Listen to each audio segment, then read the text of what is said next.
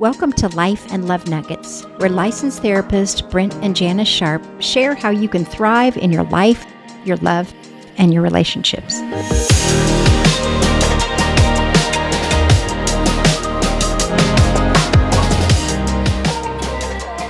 Hello, welcome to Life and Love Nuggets. We're glad that you're with us today. We're just stepping into a new year. Mm-hmm. Wow, Christmas, that was something. We had a blast. We've got 6 little grandbabies and we had a great time. I was given the gift of a cold from the grandbaby, so I'm going to sound a little bit off. These children, we had a wonderful time. Yeah, we had a wonderful, wonderful time with all of our grown children and their spouses and 6 grandbabies. Mm-hmm. And the little grandbabies are wonderful, but little petri dishes. And so I'm sorry that you It's okay. It was worth it all. It was worth it all. Yes. And so hopefully you stepped into a new year with some anticipation, with some... hopefully looking for some new things in your life that can be a blessing and strengthen your life going forward. That's what our whole goal here is to help you find the best life possible.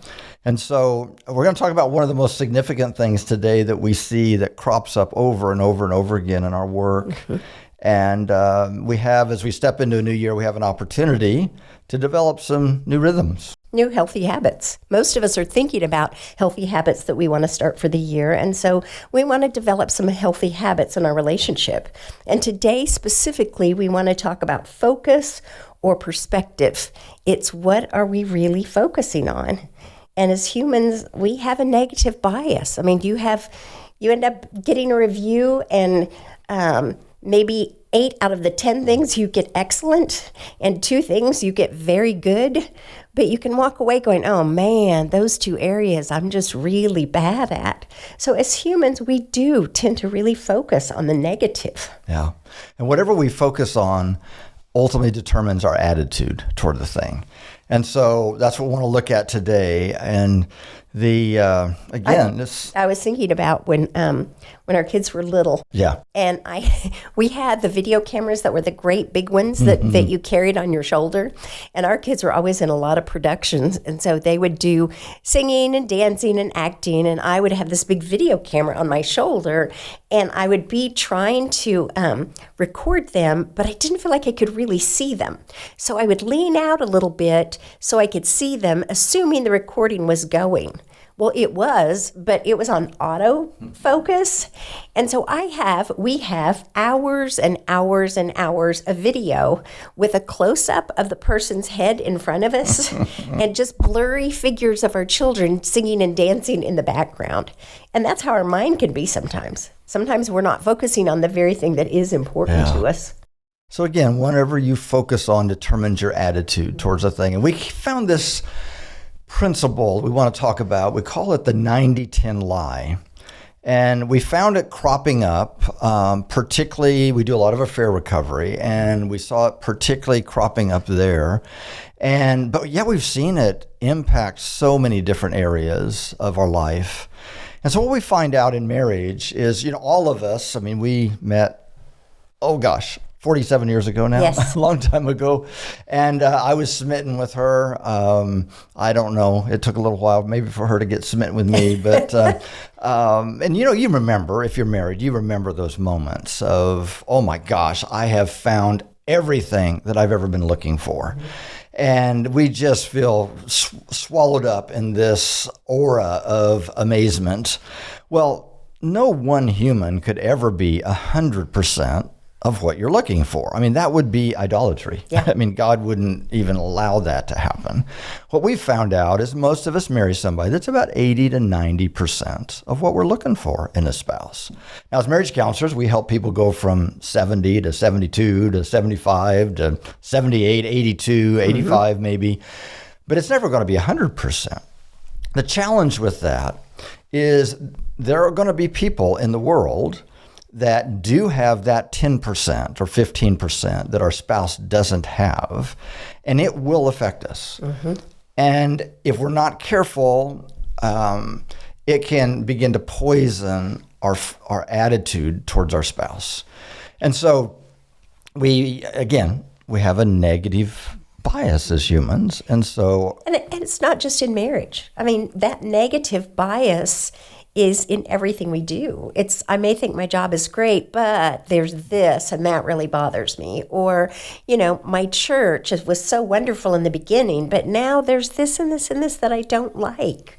Even our kids. They're such a great kid, and we can easily focus on those negatives and lose sight of all the positives that are in our lives. Yeah. And we call it a lie because, again, we see this so much in marriage, is that if we focus on the 10% of what I don't have, then it begins to spoil the 90% or the 85% that I have. And it affects all of us in some way. On the lower end of the continuum, it will affect us in a way that it just impacts my attitude. I don't really say anything, but I wish my partner was a little bit more like that. Or we see somebody that coaches their kids, teams in sports, and I wish my spouse was able to do that, or I wish my spouse had this kind of a job, or we could live in this kind of a house, or whatever. And it just begins to affect my attitude. Now we move up the ladder a little bit and the continuum, and I now begin to criticize or pick at them. And I wish you could do this different. I wish you could do that different. We move up the continuum a little bit farther, and we see people, I have to have that. I cannot live without that. Right. And they go after it. Mm-hmm. Unfortunately, once they get out there, so often they find, I got the 10%. But then all of a sudden they become more objective because it's very tunnel vision when you're focused on the 10 and you don't have it. They become more objective and begin to go, oh my gosh, I got the 10%, but this person's never going to be the 90% or the 85%. And sometimes it's hard to get back. Sometimes they've burnt the bridge, and it's hard to get back. And it really begins, again, to spoil their whole perspective on their partner. And so the other challenge behind that is even though it's only 10%, if it's just that, then I think, oh my gosh, I have to have that. It's bigger than we think it is. It gets magnified. It gets magnified. And so I was raised with a couple of brothers, and we would come home from school all the time. And my mom oftentimes had baked some cookies or some brownies or something. They were sitting on the counter, and she knew we were hungry. And so she'd say, now go to the refrigerator, get whatever snack you want. Mm-hmm. Just don't touch the cookies. All I could think about was the cookies. Because I can't have that. It becomes bigger. Yeah. And so the key is, how do I stay focused on the 85 to 90%? Now, it doesn't mean we don't have to work on some of the things that the 10% are in the 10%, because I can create some conflict or some problems, and we have to work on that. But the key is, if I can stay focused, if I can keep that camera lens focused on the 85 or 90, it just puts the other in proper perspective. And it's in so many little ways in our lives. It doesn't have to be a fair or a fair recovery. It's so many little things. Like I was just thinking this morning, Brent almost always makes our bed, which I'm very thankful for. Yes. But there are days that he makes my phone in the bed or my iPad in the bed. Well, I can go, oh my gosh, I can't believe he did that again. Or I can focus on the fact of, wow, he makes the bed more than anybody I know. I think Brent would make the bed if he was in a coma. And in marriage counseling, a lot of times I'll hear people go, my spouse just doesn't load the dishwasher right. And I'm like, they do load the dishwasher, but it's not right. And so those little things can eat at us, and we tend to become critical. We miss all of the great things that they do because of these little things that we focus on. Yeah. So everything we've ever shared with people comes out of stuff we had to learn the hard way. Yes. And so every couple I've ever met in 40 years of working with couples, we tend to be attracted to somebody that is different than we are. And we certainly found that. It's the greatest potential strength of every relationship. We tell people, if you marry somebody exactly like you, then one of you is unnecessary. I think God's design is you take difference and you blend it together so that we could have a greater strength than we could by ourselves. But It's also the source Yes. of almost every conflict that we'll have. Absolutely. Because we live together and we're imperfect humans and we're married to imperfect humans. And so there's going to be things that we're going to run into. And sometimes the very quality that I appreciate about this person, there's just a part of that personality that will drive us crazy. And so Janice always said that she was attracted to the fact that I'm pretty steady. I don't change a lot. Well, that can get a bit boring. And so she's had to live with boring over the years. I was attracted to the fact that she's very creative and spontaneous and likes to do new things. And I love that. And yet sometimes I'm like, oh, we're going to change that now. And so, But I think over the years, we have seen so much value in that because we've really grown more towards center. Not that we're supposed to be exactly alike, but I appreciate his steadiness because I don't have to worry when tax season comes, or his organization, I should say, he's going to have all the documents there. I don't want to mess with that. I can do that. I've done it over the years, but it's kind of like sticking needles in my eye. So he can do that. And I think you've learned from me over the years the sense of adventure. oh my word. Let's go Yes. on trips. Let's go do Yes. something fun. My life is so much richer because of that. And yet we could have gotten focused on that little part, that little 10% that was bugging us. Right. And so how do we stay focused on the positive and deal with the negative? So we had a situation early in our marriage. One of the ways that we are different is kind of how we keep a closet. When we first started in marriage, for the first couple of years, we shared a walk-in closet. Now, you have to understand, my personality is very structured, very orderly, and I'm probably about that close, very close from needing medication for obsessive compulsive disorder. Janice probably thought I should have been on medication for several years.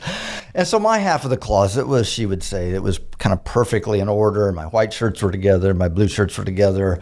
All the hangers were a quarter of an inch apart. I don't remember that part, but she remembers that part. He had shoe trees. I didn't even know what shoe trees were until I married him. In your dress shoes, you Yes. keep them stretched out. And so I had it all lined up, all organized. In her half of the closet, again, the first couple of years of our marriage, there were a few things hung up. There were quite a few things on the floor. There were some things laid over the edge of a chair. And in my defense, I was 21, going to grad school and working full time. Yes, you were. Just saying. And so, but what I found is every time I walked into the closet, all I could see was this pile of clothes, and I just like, God, you got to be kidding me. I began to focus on that, and it began to poison my attitude. And so one day, now I was not incredibly bright at this time. Remember, we were 21, 22 years old. Mm-hmm. I was not incredibly bright at this time in my life, but I decided I was going to help fix this. And I thought if we could get it the right way, because my personality lives in very much of a right way world, okay? Things need to be done right. And so I decided I went through the entire house. I picked up all of her stuff. I went in her closet and I organized it before she got home from work. I'd gotten home a little early. And I hear her coming in the back door. I went and grabbed her by the hand, thinking, oh, she's going to really appreciate this. I mean, this is going to be so helpful because now that we get it the right way, then she'll be able to keep it like this. People are cringing everywhere as they listen to this. No, I'm so sorry, people. This is not what we recommend. It's not incredibly wise. And so I went and grabbed her by the hand, walked her through the door into the bedroom, and I think I said, honey, I want to show you what I did for you, like I was doing it for her. She got in the doorway of the closet and froze. And she didn't say a word. Her face flushed. I saw tears coming out of her eyes. Her little fists clenched. She spun, walked out of the door without a word spoken. Now, this was like, oh dear, this is not good. Yes, it was. This is not good. Now, I'm very thankful for the Holy Spirit. I believe there was an internal voice, and I did not hear an audible voice. Okay, no writing on the wall. But if I could tell you what hit me, what I was convicted of, the voice said, what are you doing? I've given you a gift here to help you to learn how to relax and stop and smell the roses and not have a heart attack by the age of 40. And you're taking a square peg, you're trying to put it in a round hole. You're going to kill this. That's what I felt like I heard the Spirit say to me. It arrested me. At the same time, I felt like all of these really amazing qualities that Janis has came back to me. She's one of the brightest people in every room. She's witty, she's fun-loving, she's creative, she loves beauty, she's spontaneous. Now, I loved all of that stuff. I really love you saying all of that stuff. We just keep going? Yeah. Now, I loved all of that stuff, but I wanted all of that and an obsessive-compulsive neat nut in the same package. They usually don't come in the same package. And I was focused on that she wasn't. But as I refocused on all these positive qualities, the closet began to change. Now you have to understand, I had the closet up close to like world peace or world hunger, it's kind of that important. The closet settled down into, this is a closet. And it really began to change my attitude. Now I've told that story over the years, and I've had people say, wait a second. Are you telling me that just because you focused on her positive qualities that the closet never bothered you again? And I'd have to say, no, I'm not saying that. What I'm saying is my attitude changed. My attitude went from, I think you're broken. I think we need to get you fixed here. Which again always goes over well. It goes over. Into, this is a closet. Honey, there's something that's bugging me. Can we talk about this? Which is pretty significant shift. Yes. Now, we didn't, we train couples in issue resolution strategies. We talk about unproductive ways that people resolve conflict. We didn't know any of that yet. We had just started grad school. We hadn't developed a lot of the things yet. And that day probably didn't go real well in our conversations. But the next day, we finally sat down, had a pretty good conversation. Janis was able to say, I just feel like everything I do gets picked at. I feel like I can't do anything right, which was really grievous to me to hear that. It grieved me a lot. I think there were times where she felt like she was nervous coming into the house because what's the next thing I'm going to pick at? And which was just really unfortunate. It's the last thing you wanted me to feel. Absolutely. I was able to share, I just wish this didn't bother me. When I walk into a space that's kind of disheveled like that, I literally feel anxiety. I feel something physical in my chest. I don't know, just weird. I just wish I didn't. And we sat down and we came up with a plan. And this is one of our probably first effective conversations that we had about a conflict. Issue, yes. Yeah, about a serious conflict. And we decided, we were about ready to leave this apartment and buy our first house. And we decided we were only going to look at houses that had separate closets in the master. Now, this was in the early 80s. I mean, it was hard to find. And but we found one. We found one. And I said, if you can just get your stuff in the closet, I don't care if you kick it in there, just keep the door closed, and I won't say another word about this. And I think you were like, okay. It worked for me. Sweet. Yeah, it was a different perspective on how we saw things. Yeah. But when you stopped criticizing me, then I could take a look and go, oh, you know what? He has some good habits that maybe I should adopt. He doesn't have to run around looking for his car keys. He doesn't have to every day. He doesn't have to, sort through his shoes to figure out, oh, how can I find two matching ones? He had everything organized. And I could learn from him when I wasn't being defensive. But when he was sending me the message, or I received the message of, I'm just doing everything wrong, I don't do things well enough, then my defenses would go up. And I, being this really sweet person that I am, I tended to be messy. You think this is messy? Honey, you have not seen messy like I can do messy. So I learned to adapt, and I learned from his habits, which I truly appreciate. And I think, I know over the years we've come together in a lot of ways. Well, I appreciated the fact. I mean, your personality is such that before kids, we'd finish eating our dinner meal, and she'd go, "Let's go play tennis." And I'd think, well, we need to clean up first. In my family, you'd spend the next 2 hours scrubbing everything from top to bottom. And then if you had any time left in your day, then you might relax and play, which means I didn't know how to relax and play. And so I realized you could go play tennis, come back, clean up the kitchen later, and sometimes the next morning, and the world wouldn't come to an end. And so I began to kind of pull back a little bit, begin to learn how to relax and learn how to play a little bit more. So that 25 years ago, we bought our final house, and we now live in a house that has a shared walk-in closet, and we do fine. We do. In fact, right now, we're in the process of kind of remodeling it, and I'm the one saying we need to switch some of this around and, coming up with a new plan to keep it even neater. And when the first time you said that, I thought, what? who are you? Now, as Janice said, the point of this is not that we become the same. Right. The point of this is that we get the full benefit of the unique differences that we find in our lives together, and that we both are thriving, that we're both fully able to be completely who we are.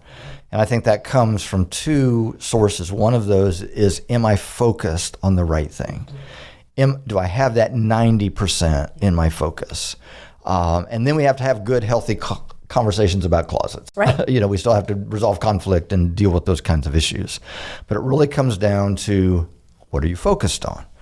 And is that capturing my attention? Mm-hmm.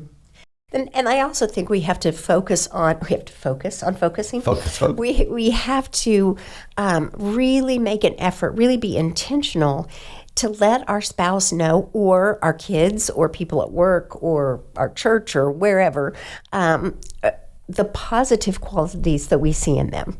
Because it's so easy to have that little bit of a snarky, negative attitude that people pick up on. And if we don't speak that to other people, especially your spouse, your kids, the people you live with, if you don't say, you know what, I really appreciate how neat and organized you are. I really appreciate how stable and steady you are. If we feel like we're constantly being criticized, our defenses go up. And so we're not going to receive anything from the other person. That's good. But if we are, if as spouses or parents or whatever, if we are letting people know we value them, that we see good qualities in them, their defenses are going to be lower. And it's going to be so much easier for them to receive things when you do want to talk to them about legitimate issues. Yeah. So it's not only keeping my focus, but what I hear you saying is we've got to speak it, right? To those significant relationships in our life. We saw this as when we were pastoring for years. We'd have a family come in and they'd be there for a couple of weeks, and they go, oh my gosh, this is so amazing. Where have you all been? We're so excited about being here. And inside, I don't always say this, but inside I'm like, well, just wait. just wait a few weeks, and pretty soon you'll find something that you don't quite like about what we're doing. And well, our other church did it this way. We just have this negative bias. It's part of our humanity. And this is something we have to proactively work at. Yes. To push against that tendency to just slip into just thinking about what we don't have, and what our spouse doesn't have, or our children don't have, or our job doesn't have, or our church doesn't have. And again, we have to be intentional. And so that's where a lot of times I'll have people write things down, just as they think about when we started dating, or when I started this job. Why did I take this on? What are the good things that I saw in this that made me want to do this? And have them somewhere so that you can see them consistently to remind you of all the good qualities. We see this especially with kids. Sometimes your kids go through difficult stages. We have one that just went through, one of our grandchildren just went through the three-nager year. Three-nager? Yes. and the teenage years. And some of those years where they're just a little bit snarkier. We have to continue to focus on what are the good things that we see in them and speak those good things. Because when people are going through times where they're a little snarkier, generally it's because they're stretched in some way and they need that affirmation. They need that love. So writing a list of the positive qualities that you can see really does make a difference, especially if we focus on them daily. Like, what are the positive things I see in this? Yeah, Philippians talks about, in Philippians 4, it says, finally, beloved, whatever is true, whatever is honorable, whatever is just, whatever is pure, whatever is pleasing, whatever is commendable, if there is any excellence, and if there is anything worthy of praise, think about these things. Keep on doing the things that you've learned and received and heard and seen in me, and the God of peace will be with you. Peace is what follows focusing on those things. And so as you go today, I want to talk about an action step. We always want to leave you, that's the counselors in us that want to leave you with some action step. How do you actually put this into practice in your life? And so this could be a great exercise with your spouse, be a wonderful exercise with your children. You might want to do it with your job as we step into a new year, or your church. But we have you kind of get a little card or a piece of paper, and if I'm doing this with my spouse, I'm going to write Janis at the top, and I'm going to list all of those qualities. Maybe pick the top 10 qualities that you believe your partner possesses. Go to each of your children and maybe have a card for each of your kids. What are the top 10 qualities that you appreciate about them? And for the next 30 days, we encourage people to do a lot of stuff in 30-day increments because it's January. We're all starting new habits. Yeah, and some people don't like the January, New Year's resolution thing, but I think there's markings, there's different times of the year that people think about, what do I want to do different? Our birthdays. How do I want to live into my next year differently? I think January 1 is one of those times. How do I want to live differently? Now, we all know that a lot of people make a commitment for a few days. They don't last. And so, I think people kind of pale in their thoughts about how much help this is. Mm-hmm. But if it can help you, start January 1 doing this. And we write these qualities and then just read over those one time a day for 30 days. Again, it generally takes at least 30 days to form a habit in our life. And so we're trying to develop this as a purposeful rhythm. I think we have to purposely move away from that natural tendency to think about the negative and focus on the positives. Pray through that list, read it through, and then look for every opportunity where your child displays one of those qualities and just get into practice of verbally affirming them. Do that with your spouse. When you see them display one of these things, tell them about it. I so appreciate this in you. And just see what happens. Just kind of try it, test us in this, see what happens in 30 days, and see if it doesn't begin to change your heart and your attitude, and it keep you in a healthy rhythm, a healthy way of living in this new year. So here we go. 2023. Can you believe it? We're ready for it. Here we go. Well, go in peace. Blessings to you in your new year. The Life and Love Nuggets podcast should not be considered or used for counseling, but for educational purposes only.